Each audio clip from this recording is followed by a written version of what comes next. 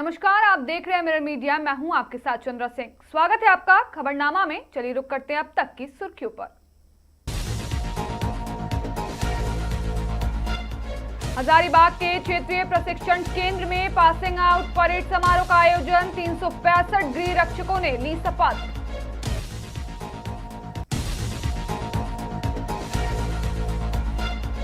Delhi airport पर हादसा। 232 यात्रियों से भरी स्विस एयर की फ्लाइट के इंजन में लगी आग। 6 लोग झुलसे।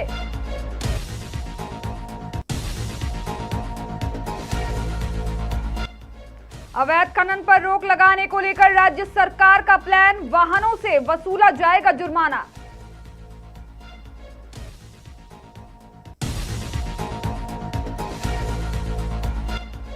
झारखंड में शिक्षा क्षेत्र को बड़ी मजबूती। 329 असिस्टेंट प्रोफेसर को मिलेगा नियुक्ति पत्र।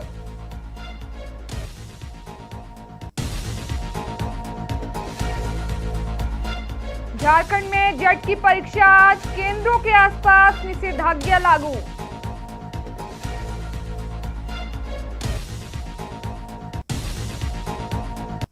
अब खबरें विस्तार से। झारखंड गृह रक्षा वाहिनी क्षेत्रीय प्रशिक्षण केंद्र हजारीबाग में रविवार को पासिंग आउट परेड समारोह का आयोजन किया गया। आयोजित कार्यक्रम में बतौर चीफ गेस्ट उपायुक्त हेमंत सती सहित कई अधिकारी शामिल हुए। इस अवसर पर 365 गृह रक्षकों ने सेवा मूल्यों को बनाए रखने, संविधान के प्रति श्रद्धा, अपने कर्तव्यों का ईमानदारी पूर्वक पालन करने की शपथ ली। वहीं मार्च पास्ट में प्रशिक्षकों के अनुशासन और प्रशिक्षण का उत्कृष्ट प्रदर्शन देखने को मिला। इस दौरान मीडिया से मुखातिब होते हुए उपायुक्त ने कहा कि मात्र 63 दिनों के अल्प समय में इतना शानदार परेड प्रदर्शन करना सराहनीय है। इसके साथ ही उन्होंने सभी प्रशिक्षकों को होम गार्ड के रूप में नए जीवन की शुरुआत के लिए शुभकामनाएं दी। जिला समादेष्टा रोहित आनंद ने प्रशिक्षकों और अनुशासन बनाए रखने और होमगार्ड के मूल्यों के अनुरूप कार्य करने की सलाह दी। उन्होंने कहा कि प्रशिक्षण के दौरान न केवल हथियार संचालन बल्कि शारीरिक फिटनेस के लिए नियमित ड्रिल और योग की भी अभ्यास कराया गया है।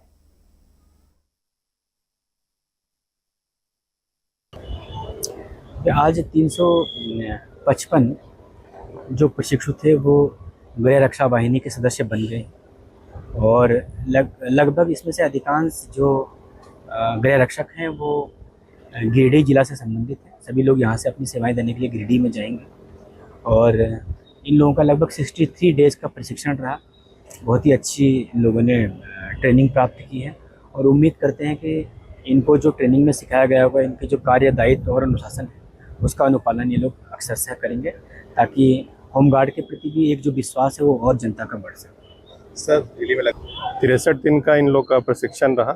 आज जो है पारण परेड में आदरणीय डीसी सर और अन्य पदाधिकारीगण जो है वो आए हुए थे और उन्होंने जो है शपथ दिलाई और सबको जो है एक मैसेज भेजा कि आप सभी को जो है जो भी शपथ में बताया गया है उसके अनुरूप अपना व्यक्तिगत जीवन एवं जो आपका प्रोफेशनल जीवन है उसमें आपको काम करना है। इस तरीके से ट्रेनिंग दी जाती है। ट्रेनिंग के लिए हम लोग यहाँ विभिन्न संस्थान से हम लोग ट्रेनर्स को बुलाते हैं, जैसे यहाँ पे जैप, IRB और जिला पुलिस के और हमारे गृह रक्षा वाहिनी के जो हवलदार हैं ये लोग ट्रेनिंग देते हैं इन लोग को। और टोटल जो ट्रेनिंग का अवधि रहता है 63 डेज का रहता है, जिसमें विभिन्न प्रकार के ट्रेनिंग जैसे फायर आर्म्स में इंसास और 303 और आपका जो परेड होता है, PT होता है और ट्रैफिक, फायर और ये सब टाइप की ट्रेनिंग दी जाती है इस टाइप का, ताकि ये जो है एक सहायक। दिल्ली के इंदिरा गांधी अंतर्राष्ट्रीय हवाई अड्डा पर एक बड़ा हादसा टल गया जब स्विस इंटरनेशनल एयरलाइंस की ज्यूरिख जा रही फ्लाइट के इंजन में टेक ऑफ के दौरान अचानक आग लग गई। स्थिति की गंभीरता को देखते हुए पायलट ने तुरंत टेक ऑफ रद्द कर विमान को रनवे पर ही रोक दिया। विमान में सवार सभी 232 यात्रियों को इमरजेंसी स्लाइड के जरिए सुरक्षित बाहर निकाला गया। हालांकि इस दौरान स्लाइड से उतरते वक्त 6 यात्री घायल हो गए, जिन्हें इलाज के लिए मेदांता अस्पताल में भर्ती कराया गया है। समय रहते उठाए गए कदम से एक बड़ा हादसा टल गया।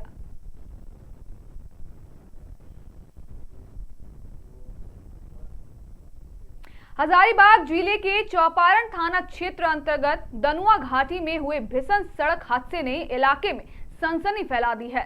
तेज रफ्तार ट्रक की टक्कर से एक कार अनियंत्रित होकर दुर्घटनाग्रस्त हो गई, जिसमें सवार एक ही परिवार के 5 लोगों की मौके पर ही दर्दनाक मौत हो गई।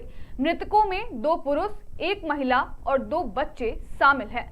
बताया जा रहा है कि कार बिहार की ओर जा रही थी, तभी घाटी के घुमावदार रास्ते पर पीछे से आ रहे ट्रक ने जोरदार टक्कर मार दी। हादसे के बाद स्थानीय लोग मौके पर पहुंचे और राहत कार्य शुरू किया। सूचना मिलते ही पुलिस और बचाव दल भी घटनास्थल पर पहुंच गए। फिलहाल शवों की पहचान नहीं हो सकी है, जबकि इलाके के लोग घाटी में बेहतर सुरक्षा व्यवस्था की मांग कर रहे हैं।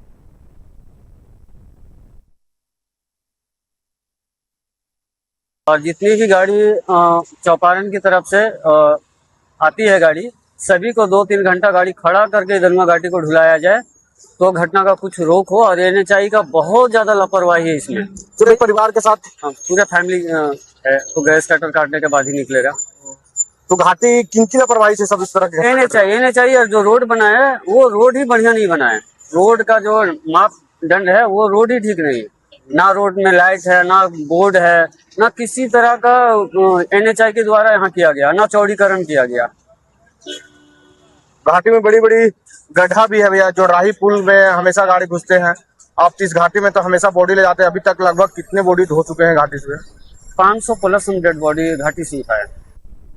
झारखंड में उच्च शिक्षा को मजबूत करने की दिशा में एक बड़ा कदम उठाया जा रहा है। मई के पहले सप्ताह में राज्य के 329 सहायक आचार्य को नियुक्ति पत्र सौंपे जाएंगे। इस अवसर पर मुख्यमंत्री हेमंत सोरेन राज्य स्तरीय समारोह में मुख्य अतिथि के रूप में शामिल होंगे और चयनित अभ्यर्थियों को नियुक्ति पत्र प्रदान करेंगे। स्कूली शिक्षा एवं साक्षरता विभाग की ओर से मुख्यमंत्री को इस कार्यक्रम में शामिल होने का अनुरोध किया गया है, जिसकी स्वीकृति के बाद तिथि की औपचारिक घोषणा होगी। वहीं अन्य चयनित अभ्यर्थियों को भी जल्द नियुक्ति पत्र देने की प्रक्रिया जारी है।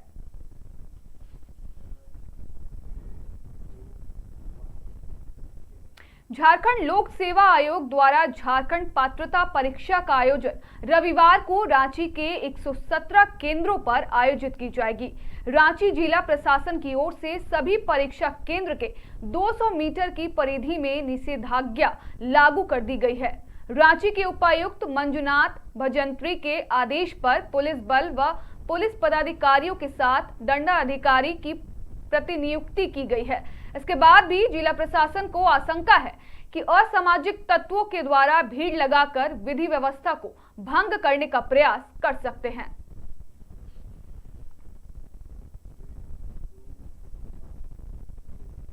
स्वास्थ्य सेवाओं को बेहतर बनाने की दिशा में राज्य सरकार की ओर से कवायद शुरू कर दी गई है।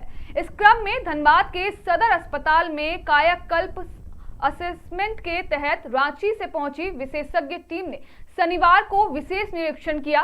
वहीं जांच टीम में HR कंसल्टेंट और नर्सिंग ट्यूटर प्रीति संगीता बारा शामिल थी। इस दौरान अस्पताल में कई विभागों का बारीकी से असेसमेंट किया गया।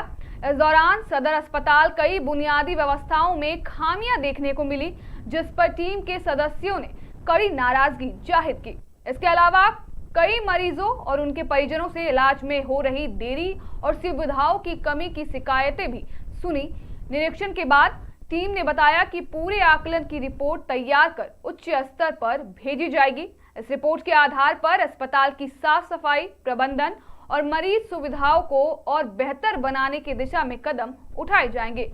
वहीं सदर अस्पताल के उपाधीक्षक डॉक्टर संजीव कुमार प्रसाद ने बताया कि टीम द्वारा दिए गए सुझावों को प्राथमिकता के साथ लागू किया जाएगा ताकि मरीजों को बेहतर और प्रभावी इलाज मिल सके।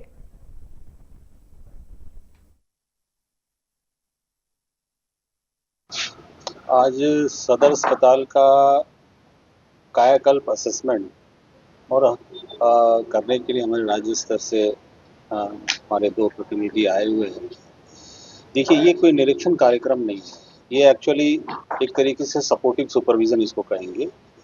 वो हर देखिए कि कोई भी अस्पताल को गुणवत्ता बरकरार करने के लिए निरंतर इंट्रोस्पेक्शन की आवश्यकता होती है। एक तो हम खुद करते हैं कि कहाँ कहाँ कमी है और उसमें क्या सुधार करने की आवश्यकता है, निरंतर हम इस पे ध्यान देते रहते हैं। लेकिन जब बाहर से कोई आदमी आता है तो उनका भी असेसमेंट एक तरीके से होता है, और क्योंकि वो कई जगह वो दिखे होते हैं तो उसकी तुलना में भी, और जो स्टैंडर्ड्स लेड किए गए हैं किसी अस्पताल को NABH एक्रीगेटेड करना या एनक्वास सर्टिफाइड, हम लोग एनक्वास सर्टिफाइड की बात करते हैं, या कायाकल्प सर्टिफाइड की बात करते हैं, या लक्ष्य असेसमेंट, ये सब सारी चीज़ें हैं जिससे अगर ये सारी चीज़ें आप सर्टिफाइड हो जाता है तो अस्पताल को ये माना जाता है कि एक पर्टिकुलर लेवल तक पहुंच गया।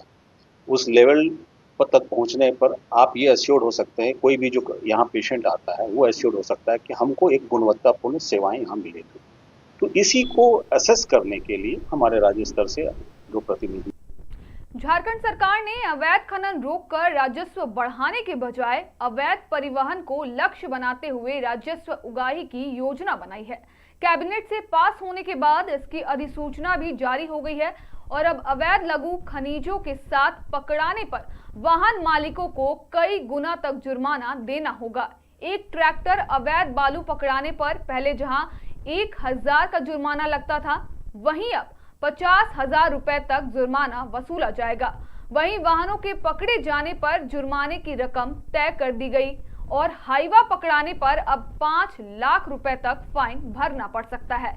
इतना ही नहीं, चालान होने के बावजूद निर्धारित वजन से अधिक लोड लेकर जाने पर भी सरकार वसूली कर सकेगी। 5% अधिक वजन होने पर भी जुर्माना लगाने का अधिकार खनन विभाग के पदाधिकारियों को होगा। वहीं एक बार पकड़े जाने के बाद वाहन मालिकों के लिए बचना और भी मुश्किल होगा।